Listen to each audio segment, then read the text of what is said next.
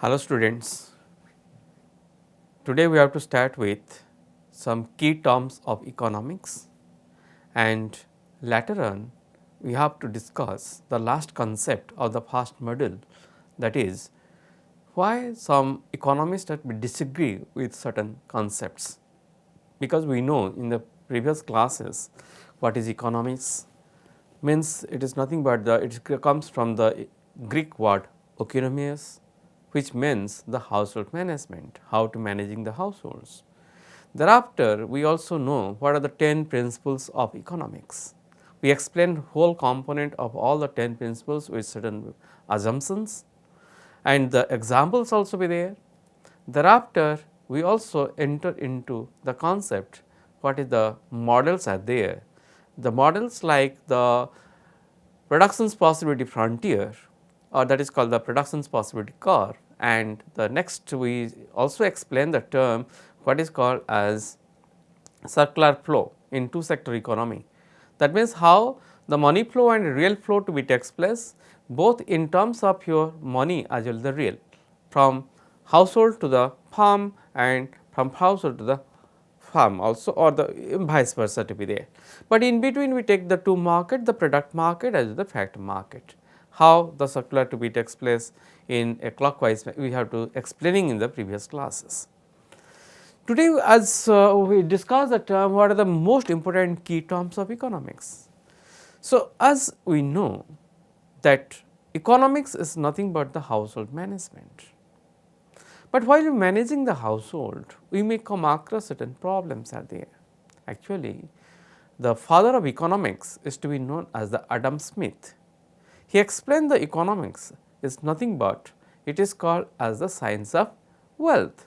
His intention is to how to capture more and more amount of wealth. But the capturing or accumulation of wealth is not called as economics. Therefore, that definitions is to be criticized by some other modern economist, and thereby Marshall developed the concept of the welfare definitions. His intention is to be not only accumulate the wealth, but with the help of those accumulated wealth, how to we have to improve our welfare. Therefore, his definition is to be concentrated with the term the economics is nothing but the science of welfare. But again that particular definition is to be criticized by the famous economist like called the Llewellyn Robbins. He explained economics is not deal with the accumulation of the wealth, not deal with the how to utilizing those wealth to gain more satisfactions. Rather, we have to come across the two most important concepts, that is called the scarcity and alternative utilizations. Means according to him that we have limited resources. I mean resources what we have is to be limited, like whether it is the time, whether it is the any natural resources or with the any human resources, whatever the case may be, all kind of resources are to be the limited. But what about the human wants? Human wants are unlimited. Human wants are unlimited. If a particular want to be satisfied, then another one take its place. Therefore, human wants are unlimited. But how to fulfill all the unlimited ends with the limited resources, that the concept of the, I mean there is a problem to be occur, how to utilizing the scarce resources with the unlimited ends. So, that is called the scarcity definitions, what the Llewellyn Robbins is to be explained to us. And due to that scarcity and unlimited ends means human wants and means resources. So, human wants are unlimited, but resources the means are scarce. How to fulfill the unlimited ends with the limited resources? In order to fulfilling it, we have to come across certain problems. Those problems is to be like what to produce, how much to produce, how to improve the economic welfare, a choice between the present and future. These things are we have to consider, right. That means as we know what to produce, I mean whether you have to produce the agricultural product or the industrial product, choice between the present and future, whether you have to benefit, you have to be satisfy the present, sacrifice the future, or sacrifice the future, benefit the present, or vice versa. In both the cases, that means the choice is there. So, therefore, this definition is known as the choice, the science of choice. It is a scarcity definition, also it is known as the science of choice. We have to choose between the which is the best one. And how much to produce? According to the requirement of the product, according to the requirement we have to produce, no doubt, but how to judge the term how much we have to be producing it, and how to improve the economic welfare also. So, these are the large number of economic problems we have to come across. In order to handle those economic problems, Fisher categorized the entire problem into two parts. One is called the micro problem, second one the macro problems.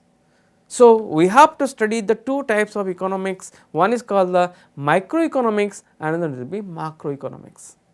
So, the micro means it is the small, it study about the individual, that means in the first key terms we have to introducing the term what is called the micro, and studying the second one is called the what is called the macro. Microeconomics and macroeconomics, those are the problems. Actually, from the problem it to be categorized, some problem related to the micro problem, some problem related to the macro problems.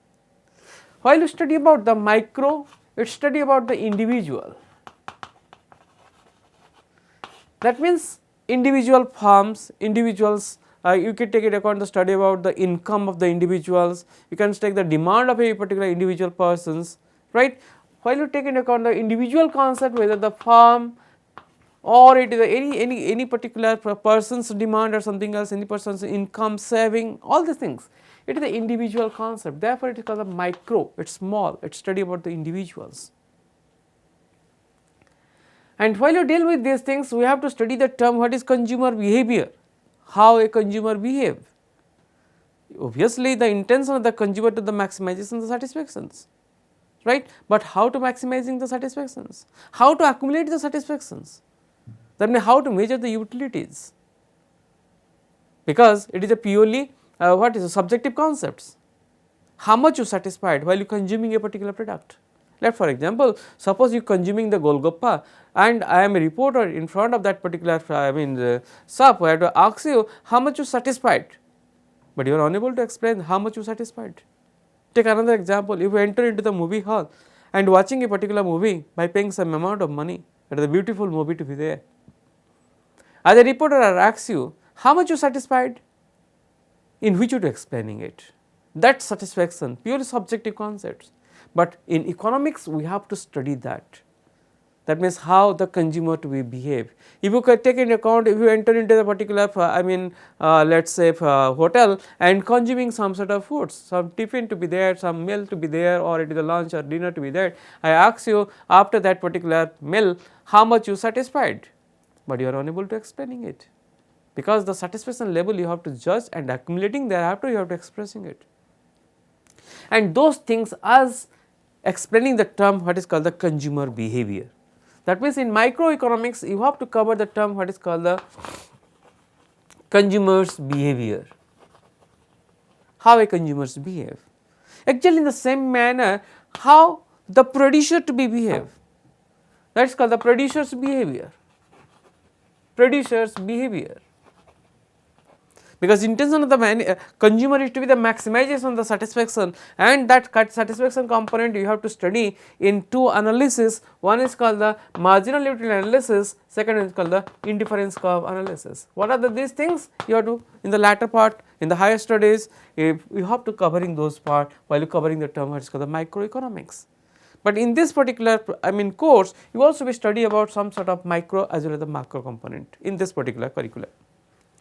And the producer's behavior, how the producers behave, like consumer maximize the satisfaction, producer try to maximize his benefit, maximize his profit, and profit to be maximized when he take into account the differences between your revenue, the sales receipt and the cost to be occur in the productions process, differences between the total revenue and total cost is to calculate the value of the profit. And here the producer's intention to the maximization of the profit. Maximization of the profit can be explained either maximizations of your output or minimization of your cost. What is output, what is cost, the latter on in the course we have to cover in this part. Then thereafter you have to study the term let us say market. What is market, what are the different type of market, what are the activities of market, and how the price and the output to be determined in the terms of the different type of market, those things to be covered in case of the market. And the next one is the distribution. So, the distribution in the sense after extracting the revenue, where the salesperson sells it, where the producer receiving some sort of income, how those income to be distributed among the each and every factors of productions. That concept will be covered in case of your distributions. Actually, you have to cover right now what are the main key terms, inside the key terms what are the main factors of productions that we are explaining it, like the land, labor, capital and organizations, how they are to be remunerated in terms of your rent, wage, interest and profit. So, that things to be covered in case of your distributions. And the most important part of your, the last component of your microeconomics, that is called as the welfare. So, the welfare concepts, that means it consists of how the well-being to be takes place, well-being both the consumers as well as the producers. That means we have to take into account the consumer surplus as well as the producer surplus, which is to be covered in the second module, right. After completion of your demand chapter as the supply chapter, you have to enter into the welfare, that is called the welfare concept. Inside the welfare we have to covering the term what is called the consumer surplus as well as the producer surplus. These are the major concepts you have to cover in case of microeconomics. But all the problems not related to the individual, some of the problems related to the as a whole, economy as a whole, like let us say international trade, how the trading to be takes place, how the taxation policy to be takes place, how the government spend its collected revenue, right, whether the public finance, whether debt, inflation, deflation, all the things, national income, GDP, gross domestic product, net domestic product, all the things to be covered in macroeconomic, because here we have to study the economy as a whole, economy as a whole. I mean aggregation of your micro contribute macro concepts, right. What are the things to be covered to be here? In this case, we have to study the term national income, you have to study the term let us say investment, how the investment to be occur in a large scale. Then the next part is to be the employment, output and incomes, right, all the things to be there. Thereafter consumption, what is the consumption functions, how the income and consumption to be relation to be takes place, right. Then after the completion of your consumptions, investment, employment, income, then come down to the public finance, then come down to the money and banking and international trade and so on. These are the things to be covered in case of a macroeconomics. So, in the first what we start with the term the scarcity definition. From the scarcity definition we find that the large number of problems, those problems to be segregated into two parts, micro problems and macro problem by Fisher, and on the basis of that we have to explain the term what that the two major part of your economics that you have to study in this particular course. One is called the microeconomics and second the macroeconomics, and these are the concepts to be covered in micro and macroeconomics. After that we start with the term what are the other key terms, but before proceeding into those other key terms we have to start with the term what are the main assumptions. The main assumptions consist of your let us say the scarcity. The assumptions of economics is the major assumption is to be the scarcity. Then what is the meaning of the scarcity? Because here the resources are not unlimited, we have limited number of resources, that you have to remember. We always deal with the limited resources, whether the time, whether the anything you can take into account. Second part, there is always a trade off, because we take into account the which is the next best. Suppose I have some sort of things to be consuming for my tiffin, whether I would be go for the fast food stall or move to the any other snacks. Always there is a trade off. We have to take which one is the better for me, right? How much available resources you have and how to utilizing those in between, whether you have to invest on, I mean the spend on X commodity or the product, or you have to spend on the Y commodity or the Y product. So, always there is a trade off. That trade off always to be there, that is the most part of your assumptions of the economics. Next, the self interest. The each and every respondents, whether the individuals, whether the firms, anything you can take into account, the self interest is required, because intention, if there is a self motivated, if there is no motivation is to be there, nothing to be returned, then you can't invest there. If there is no such returns are there, then you are unable, hesitate to spend, hesitate to provide the time to that also be. That is the another things you have to remember in economics. Then always every sort of decisions it to be taken into account in the two things. One is called in the marginal point of view. Marginal point of view means we take the terms marginal benefit as well as the marginal cost. If I do these things, how much benefit to me, how much benefit to society also be. Let us say for example, government imposes the tax, it collect the revenue from the tax. If I collect the tax from the, I mean general public, the public to be sacrifice certain things, and those collected revenue must have to be invest on the behalf of the public, and during that time period the public to be get benefited from it. Then how, what is the marginal benefit and what is the marginal sacrifice they have to take into account, we have to comparing that part. While you taxing the people, while you spending it, the government must have to be taken into account the cost benefit analysis. Like government, each and every individual concept also be take care of the marginal concept, both cost benefit analysis, that the marginal cost as well as the marginal benefits. Then in real life situations, all economics concepts can be better way you are able to understand if there is a model to be expressed, if the explaining the whole part with the help of the graph and models, right. Like the in the previous class we explained the terms, the model like the what is called the circular flow, how the flow of money to be takes place from the farms to the household and household to the farms. If you are preparing a particular model, then it is very easy to understand. Actually in the same manner the expression of the production possibility curve, like that we have to study in microeconomics and as well as the macroeconomics, the huge amount of curves are there, diagrams are there, then how we have to trace, because the complicated concept can be elaborated, simplified with the help of those, I mean simple graphs and table. Now, before move to the next key terms, that the most important key terms, next one is to be like what is called the investment.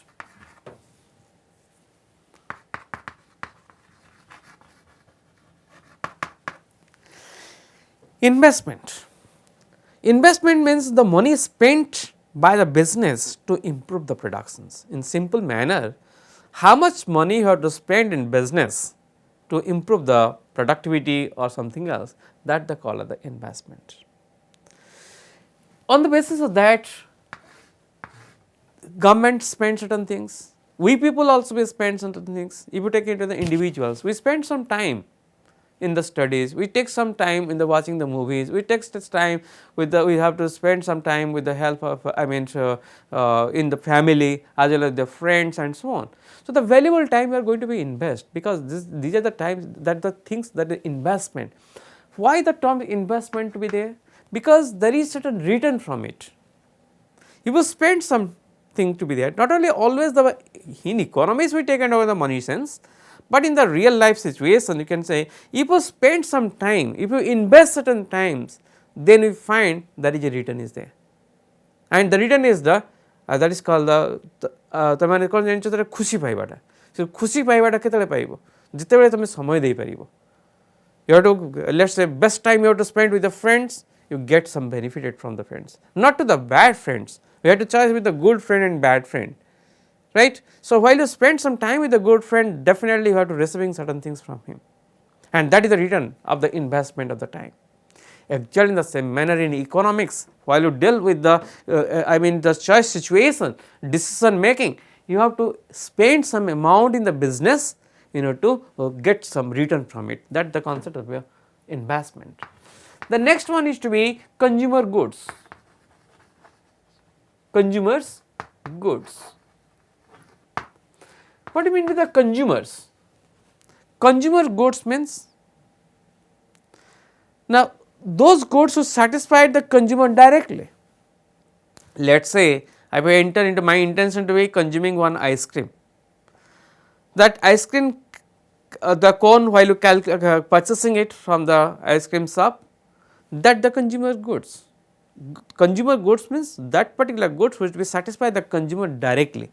So, that is called the consumer goods, like the chalk, like a duster, like a pen, like anything you can take into example, those are called the consumer goods.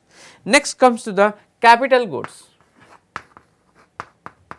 Capital goods. Consumer goods, next one is the capital goods. Capital goods in the sense those goods which satisfy the producer directly, like the all kind of machineries, those things satisfies us indirectly. Let us for example, suppose my intention to purchase a particular book, that book is to be directly satisfy the consumer, but in order to preparing that particular book, the press is the producer of that particular book preparing a particular press, printing machine is there, composing machine is there, some person to be involved in that process. Those are not, we are not consuming, we are not demanding those persons, we are not demanding those machineries, rather we demand a book, because book directly satisfy us, that is the consumer goods, but indirectly we demanded the machineries. Those machineries not demanded by us, rather those things to be demanded by the producers. So, those are called the producers goods, or is called the capital goods. That means, goods used to make the consumer goods, that is called the capital goods. After that, what do you mean by human capital?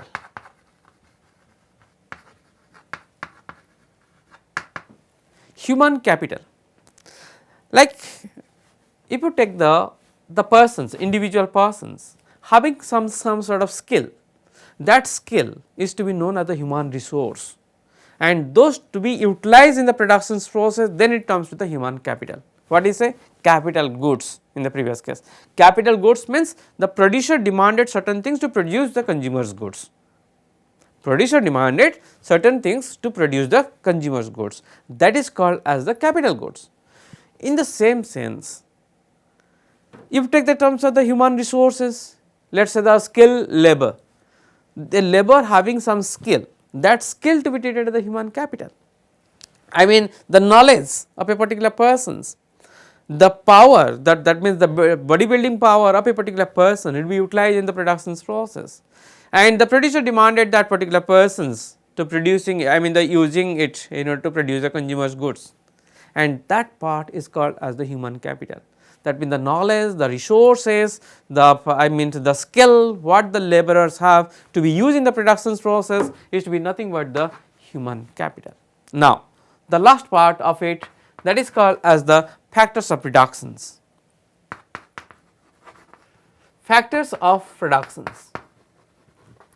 We know that the 4 basic factors of productions are there, like your land, labor, then land, labor, capital, and that is called the, you can take the organizations or the entrepreneurs.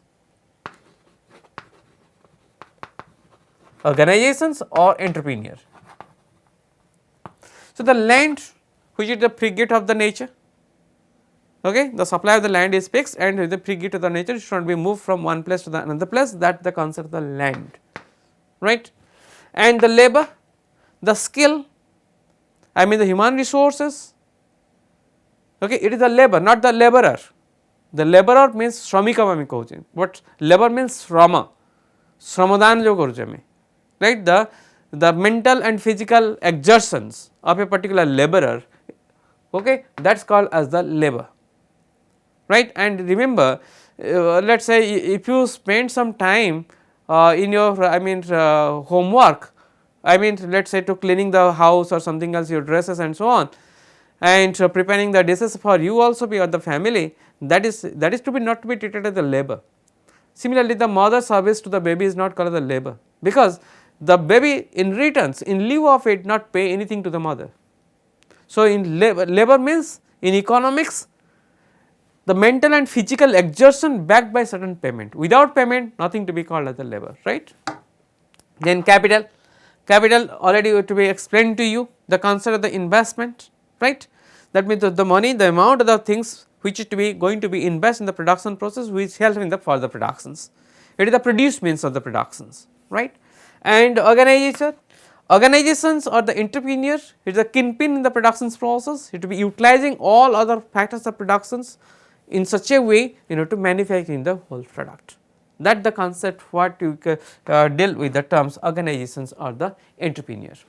Beside these things, beside these key terms, now what are the move to the term what is called the economic system. In economic system, you have to take into account the three types of economic system. One is economic system means that means the method used by the society to producing the terms or producing the goods and services to distributing it. We have to producing some goods and services, how we have to be distributing that part to the general public. That the concept of the economic system, and that economic system to be categorized into three parts. One is called the capitalist economic system, socialistic economic system and the mixed economy. Socialistic economy, capitalist economy and mixed economy.